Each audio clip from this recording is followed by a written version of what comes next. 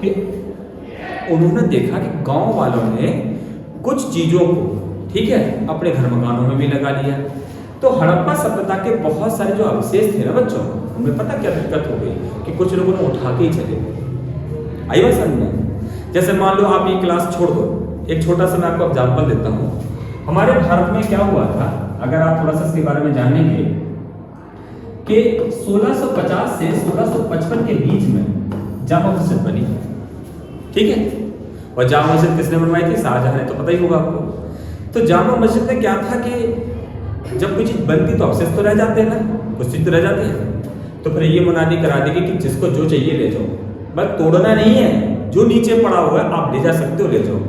तो लोग सारा जितना भी मतलब वहाँ पर मलबा टाइप का पड़ा था, उनके काम का था, ईंटें पत्थर जो भी संगमर वगैरह या बलुआ पत्थर थे, सब लेके बन गए। समझ में आई? इससे क्या हुआ?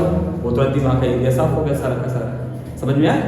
तो लोग क्या करते हैं, अब यहाँ पर क्या हुआ कि लोगों ने देखा कि हमें घर मकान बनाने की जरूरत है, तो बड़े बड़े अगर शिलालेख मिल रहे हैं या ऐसे स्लीपर टाइप मिल रहे, तो लोगों ने अपने घरों में लगा दिए। तो बहुत सारे जो मतलब अभिलेख थे या कुछ मोहरें थी, चीज़ें थी, वो सब के सब लोग अपने घरों में जाके ले गए। समझ में आया? इसके बाद में विलियम ब्रेंटन ने क्या करा, जॉन्स ब्रेंटन ने अपने अधिकारियों से, मान लो यहाँ पर कुछ हो जाए तो मैं अपने डायरेक्टर को कहूँगा सर यहाँ पे ये प्रॉब्लम आ रही है, आपको देखना चाहिए, है ना। फिर जब उन लोगों ने बताया अपने अधिकारियों को, उसके बाद में एक व्यक्ति जिसका बाद आपने नाम बताया था, जॉन मार्शल बताया था। जॉन मार्शल एक टीम बनाते हैं और हर व्यक्ति क्या करता है, किसी चीज को करने की टीम तो चाहिए।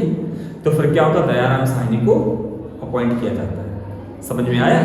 उनके साथ एक बंदा और था जिसका नाम था आर डी बनर्जी या राखलदास बनर्जी, है ना। फिर यहाँ पर काम जो शुरू होता है ना, तो काफी मतलब सालों तक चलता रहा, क्योंकि पता यहाँ इतना बड़ा क्षेत्रफल था। अगर आप ध्यान से देखो तो हड़प्पा सभ्यता में सब चले जाओ तो कालीबंगा नाम सुना होगा आपने, राखीगढ़ी का नाम सुना होगा आपने, लोथल का नाम सुना होगा आपने, मोहनजोदड़ो का नाम सुना होगा आपने। अब मोहनजोदड़ो एक ऐसा शहर था जो व्यापार केंद्र बन गया था। जैसे आपने देखा होगा हमारे यहाँ गल्ला मंडी है कि नहीं? तो यहाँ पर अगर आपको अनाज बेचना होगा, 50 क्विंटल होगा, तो आप दुकान पर नहीं जाओगे, आप मंडी लेके आओगे। वो मान लो के पास 500 किलो मतलब 500 पूरे अनाज हो तो आप मंडी आओगे ना। तो ऐसे ही व्यापारिक केंद्र क्या बन गया था, मोहनजोदड़ो बन गया था। समझ में आया कि नहीं आया?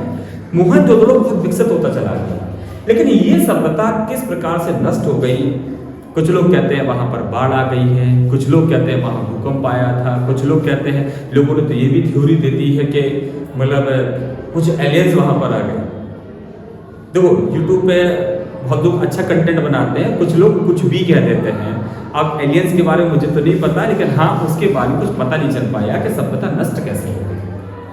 अब इसके जो अवशेष मिले हैं उनको अब तक पढ़ा नहीं जा सका कि आखिर वो अवशेष कहते क्या है। अब जैसे पट्टिकाएं मिली हैं, मैंने कहा ना कि मुझे अभी थोड़ा टाइम हुआ है, ये स्लाइड बना के बताऊंगा कि मोहरें कैसे हो सकती है।